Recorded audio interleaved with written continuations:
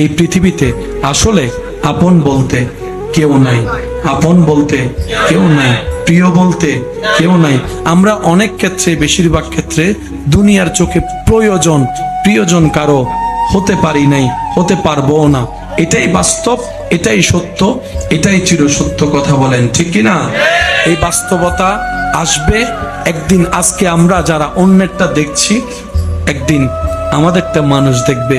আজ দেখছি একজন সাদা কাপড় পরে খাটিয়াতে শুয়ে আছে, কয়েকজন মানুষ কাঁধে করে নিয়ে যাচ্ছে। এই দেখাটাই আমাদেরকে স্মরণ করিয়ে দেয় সেই কথা, আজকে তুমি অন্যেরটা দেখছো, যে একদিন অন্যকে দেখেছিল, আজকে সে ওই জায়গায় শুয়ে আছে। আজকে তুমি দেখছো, একদিন তুমি এখানে শুয়ে থাকবা, আরেকজন দাঁড়িয়ে দাঁড়িয়ে তোমার যাওয়াটা দেখবে, শেষ চিরবিদায়টা দেখবে। সেজন্য অন্তরে যদি ভালোবাসার স্থান দিতে হয়, সেই চিরসত্য ভালোবাসাকে জায়গা দেন, মহাব্বতকে জায়গা দেন। যে মহাব্বত আপনার দুনিয়াতেও তৃষ্ণা মিটাবে, হাসরের ময়দানও তৃষ্ণা মিটাবে, কবরকেও আলোকিত